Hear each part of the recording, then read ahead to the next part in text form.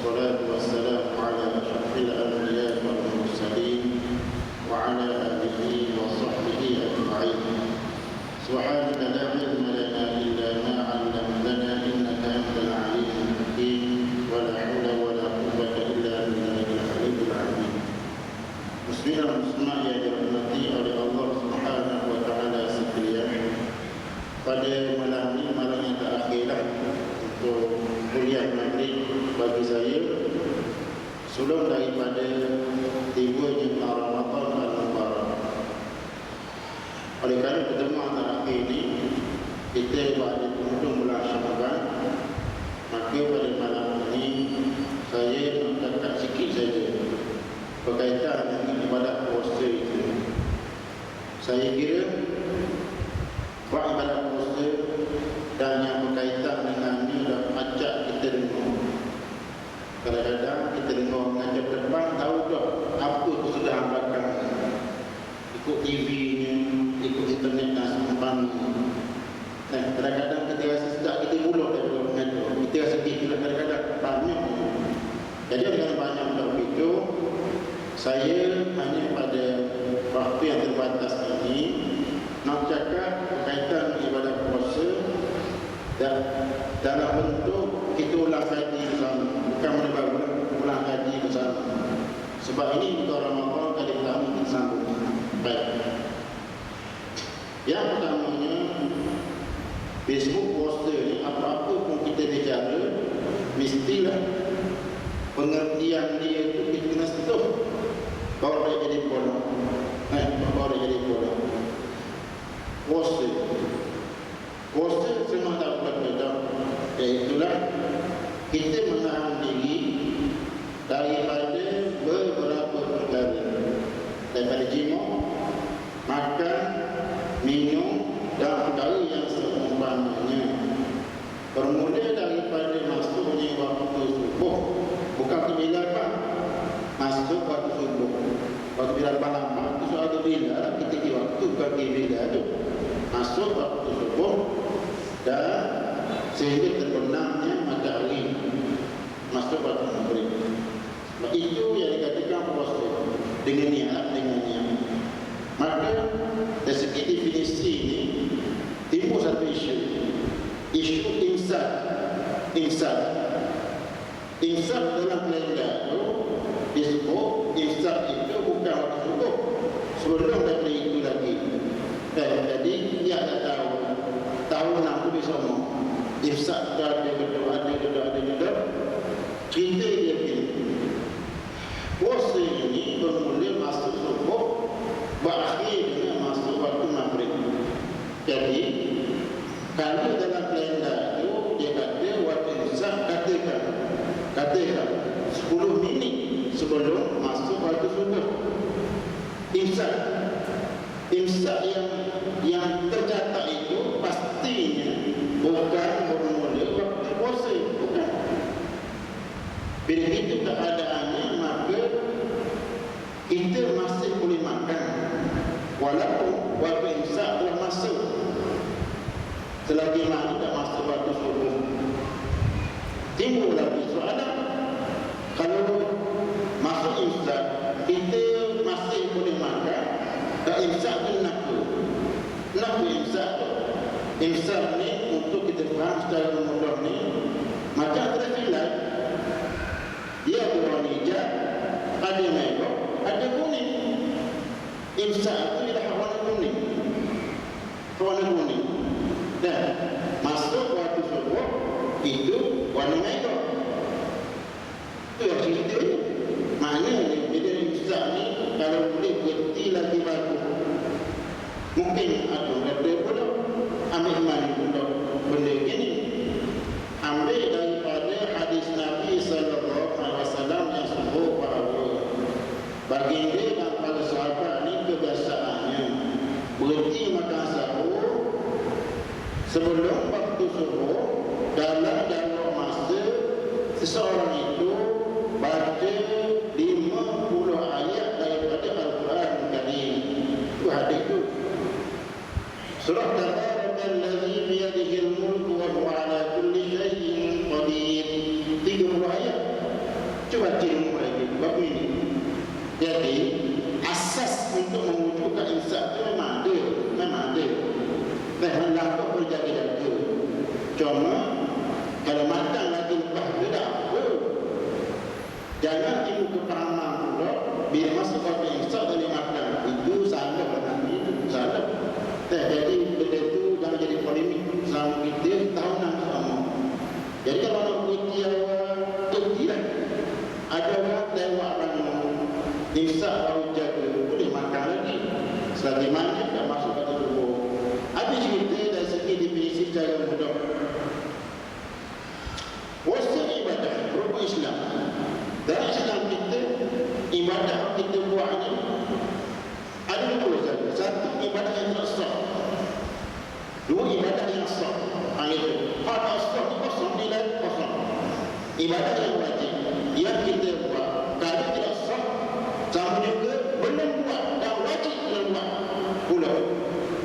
Baik secara itu ibadah yang sah ni pula terbagi dua lagi, iaitu ibadah yang sah tidak sempurna, yang kedua sah dan sempurna.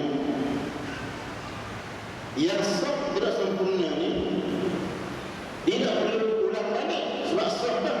Contoh pahalanya tak pernah, pahala tak pernah berkenaan dengan puasa. Sabda Nabi sallallahu alaihi wasallam, man lam yada' qawla zur wal 'amal bih falaysa lillahi hajatun an yada'a ta'amahu wa syarabah.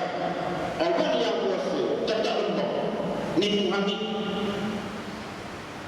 menyaksikan kasih palsu, maka Allah tak berhajat berpuasa yang dia buat.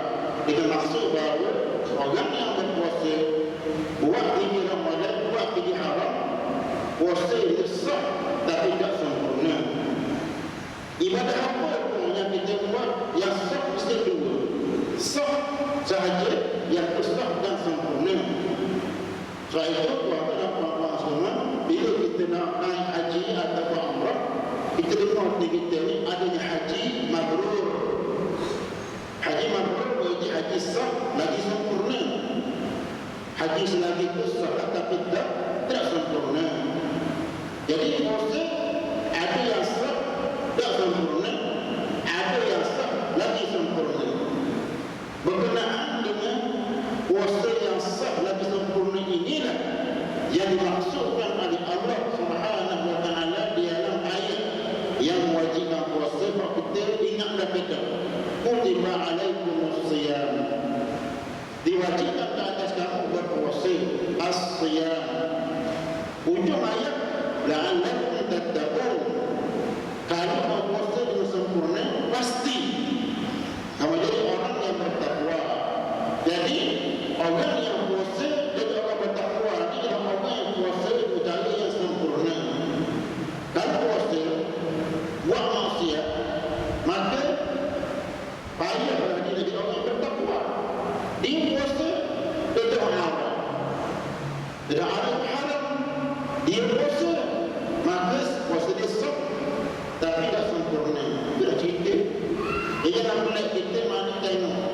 Sebab itu bulan Ramadan orang berpegang mari ke masjid, tarawih ni ramai lebih daripada biasa lah. Bila di hujung Ramadan mula orang pegang pula, Syawal pegang pula. Sebab itu dah potong naik begitu. Jawapannya bukan semua orang yang berpuasa pada bulan Ramadan puasa itu sempurna. Itulah cerita. Jadi puasa orang kita tidak tahu. Kalau kita tahu, jadi puasa kita lah menjadi sah dan sempurna. Timbul soalan, nak jadikan puasa kita sah dan sempurna ni, nak buat banyak, nak buat banyak. Jawapannya, puasa kita akan dihukum sah lagi sempurna apabila yang pertamanya dia sah. Untuk dia sah itu dengan buat banyak. Untuk sah, orang yang berpuasa ni dia kena buat segala rukun puasa. Habis itu rukun puasa niat. Yang kedua, menjauhi diri daripada perkara yang membatalkan puasa.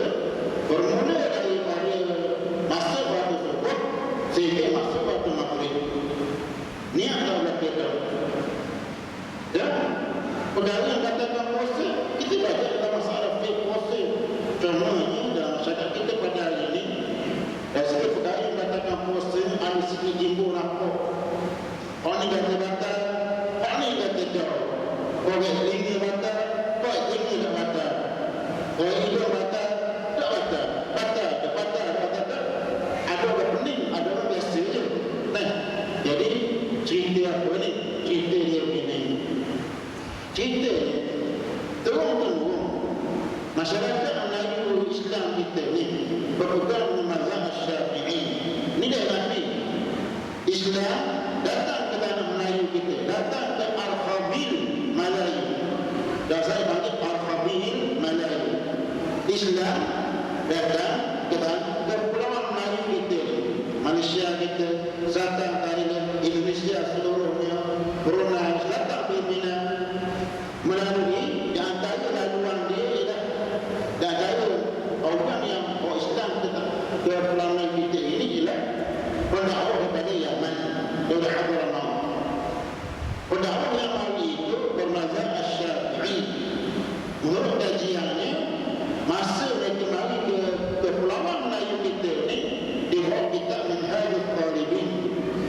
Kitab Minhajul Talibin, kitab fiqh berasalkan mazhab Syafi'i, dikarang oleh Al-Imam An-Nawawi.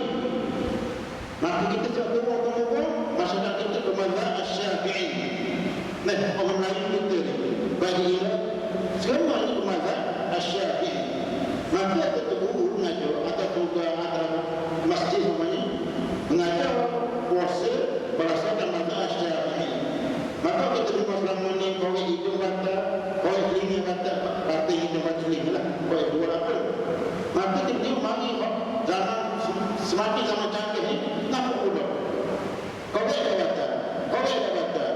Jadi nama Mesir betul ni dia paling cerita ni begini. Hak orang ngajar dulu-dulu itu mazhab Syafi'i.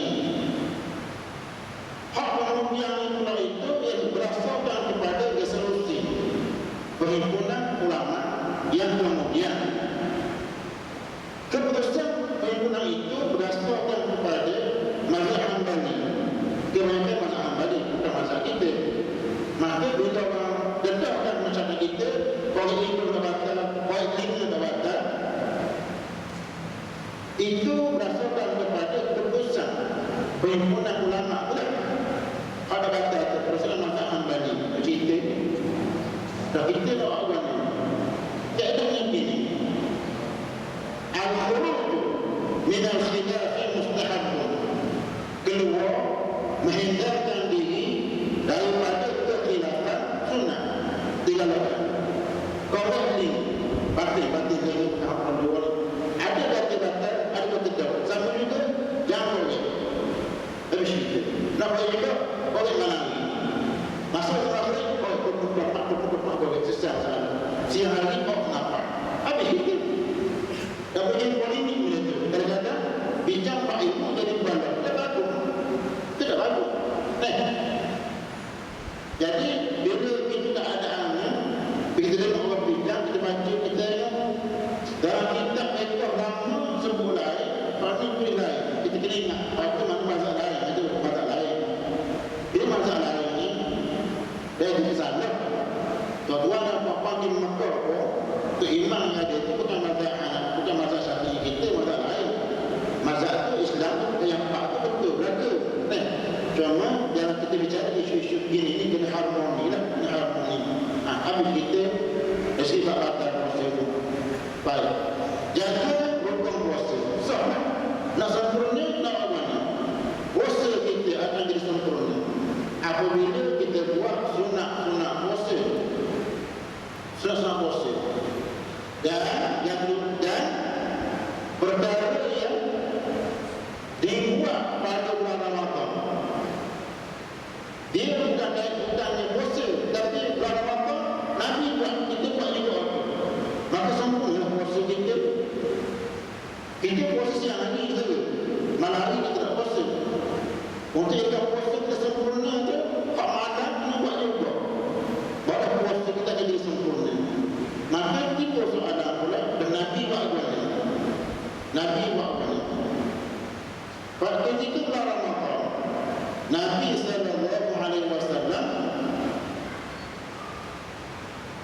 Satu, pemurah. Kata Aisyah radhiyallahu ta'ala anha, baginda yang pemurah pada bulan Ramadan adalah mirrihil mursalah, lebih pemurah daripada angin yang bertiup. Mana Nabi bertiup banyak? Tak. Dulu. Maka kita bulan Ramadan kita kena jadi orang yang pemurah. Pemurah ni bukan balik, bukan pemurah yang maksud buku pas tanggung beli makanan. Dah sepak makan, lepas kek pula, makan lagi makanan. Itu orang dia melampau. Atau pemurah dengan harta benda itu. Yang kedua, Nabi buat apa? Ketika masuk Ramadan al-Mubarak, Nabi SAW dia tadarus dengan malaikat Jibril. Fayudarisuhul Quran, baginda baca Quran dengan malaikat Jibril.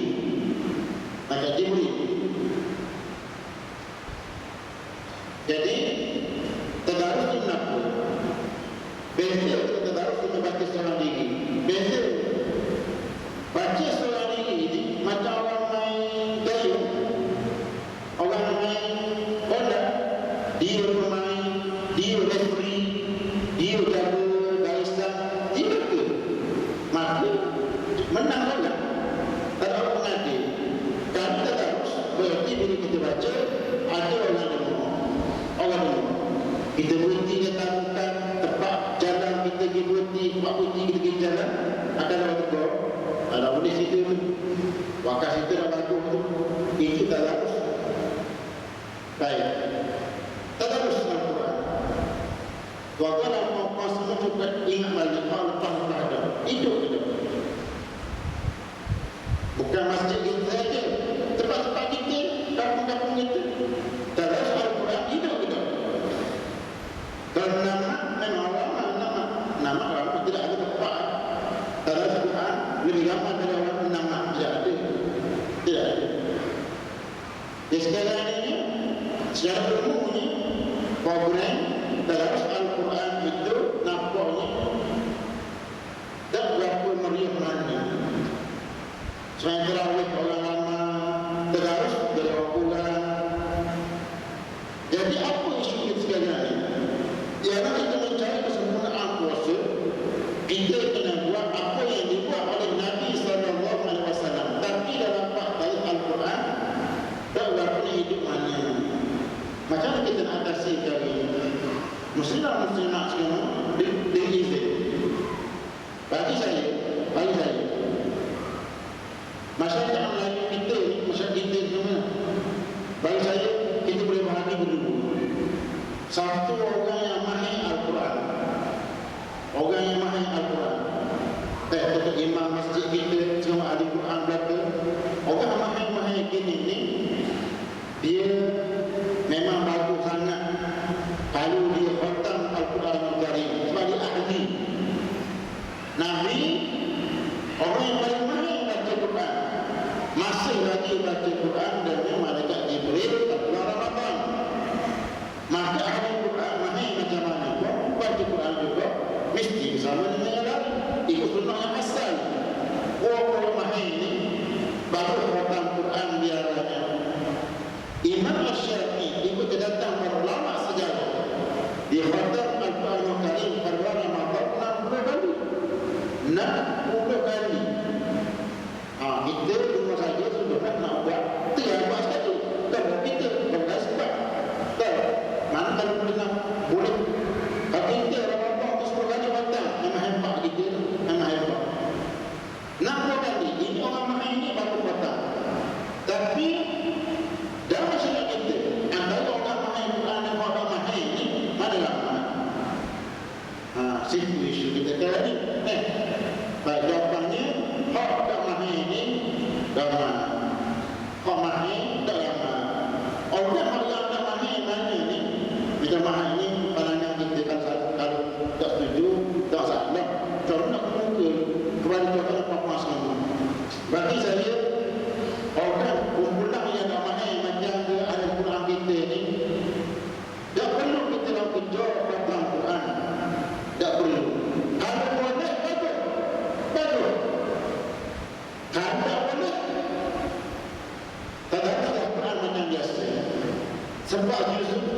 sebab aku pun tak masalah. Cuma ni kalau kita tak main dalam halaman Quran tu bagus sangat. Kepada halaman tu apa boleh tegur kita. Gitu. Boleh tegur kita. Khatam Quran dalam Ramadan tepat waktu nak jaga panjang pendek tak tahu ke mana sifat Allah tak tahu tukar bin muafiq dia dah baru pula. Nah, jadi alangkah bagusnya kalau kita corona biasa gini 10 orang seorang ketemu bang ketemu sadar dia tegur dan tegur dan dia dah laju sebab ada dekat kita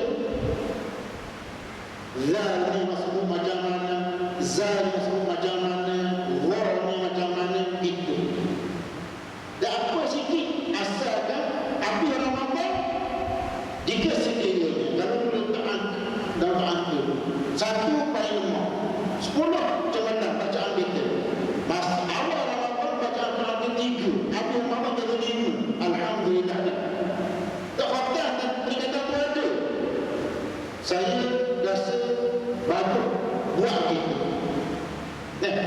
maklum kita ada kerja masing-masing bila kita mari malam hari kita penat dah siang berpuasa kita tak cuti malam hari penat bila masalah Al-Quran pula kita penat mata-mata capur pula dalam TV tu wala pula ada habis wala jadi boleh bukan untuk kita nak buat mana rata mari saya kedua halaman ni dia kena kreatif tak lama nak apa tapi dia orang habis dah kita gitu tahu jam habis mak buahnya aku tak sedap dah jadi ada bagus ni kalau betul halaman ni dia kreatif dia nak menentukan waktu depan contoh kalau saya ini contoh saja bagi saya bagus betul Quran ni dia jelas pada orang depan dari harmoni mudah sebenarnya baca Quran malam tahu contoh malam tahu tu main gigi dia tu main gigi ni gigi apa contoh nanti gua kena ada gigi kalau kau mau ayah tu ni gigi depan satu dulu gigi anak abang ni ada gigi anak ni ujung gigi anak ni kalau dia bertepuk kalau dia bertemu dengan ujung lidah situ tu bila 3 huruf la fa dan dha apa itu Allah ingat apa dia semalam ketika pada gigi anak tu tubik bertepuk dengan ujung lidah tubik dan la itu cerita merasa gigi bawah ni kamu ni gigi apa kata gigi anak kamu gigi apa temennya atas anak kamu tak tahu tak apa bilang gigi bawah satu dulu gigi bawah gigi bawah depan kosong huruf tidak ada sebentar harap ni ujung gigi sentuh ujung gigi bawah sentuh dengan lidah dia ada huruf begitu apa makna ngaji Quran dia benar makna begitu itu cara baca kalau dalam dunia pendidikan ketika learning is fun kan dia seronok tempat ayat berubah kan buat anak kau mana ayat ni orang lama dulu buat baca ayat ni bukan penyakit ini benda tu santai ada orang depan yang suka sebab kita cakap ni sebab kita bukan zaman orang Zahir nak baca Quran orang tu minum tepi dia apa sedih sebab tu Quran ada mari kita sedih semua ada tu kata tu kalau kita orang baca tu memang kita kena lama kita kena pujuk hati masyarakat dalam Al-Quran satu benda yang menyeronokkan dia tak cerita ni bagus juga bagi ketua halaqah dan kita sendiri yang jelas teraman kita ada bagi saya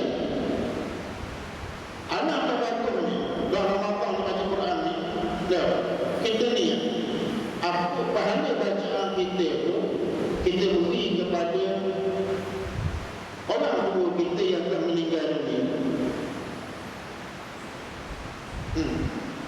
Kadang-kadang rumah dulu tu rumah dia dulu. Cuba fikirkan dia. Habis baca doa malam-malam. Doa jangan panjang anak, lama minyak. Doa kacau dia. Ya Allah, ya Tuhan, berkatilah orang tua kami telah meninggal dunia. Kau nanya berapa? Tak salah. Jaga kubur mereka tamat-tamat syurga. Bukan yang berbangga ke Alhamdulillahirabbil alamin. Besar. Tak rasa suka ke kita buat gitu? Tak cinta ni. Kita malam buat gitu. Alhamdulillah, mudah-mudahan kita baca doa pada nabi kita dan juga untuk orang tua kita. Kerana kita pada kita semangat baca Quran tu.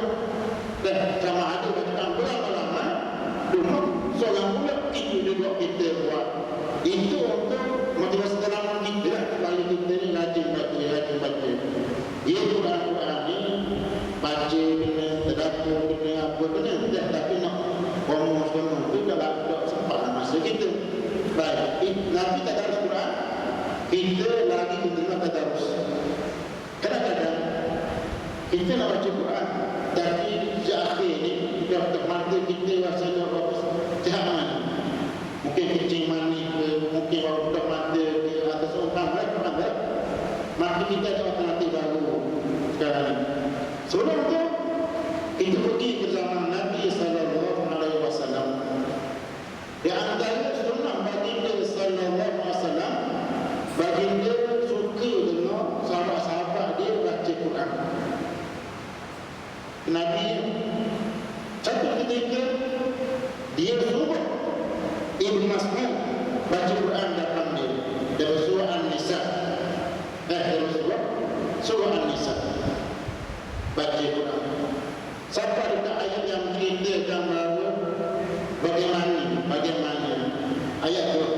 Fakaifa idza ji'na, ayat An-Nisa. Bagaimana ya ketika mana kami bawa semua orang umat dan orang dan bawa mulut untuk beli umat pada hari itu banyak agak-agak ayat itu bila hari kiamat Allah kata bagaimana pun agama semua orang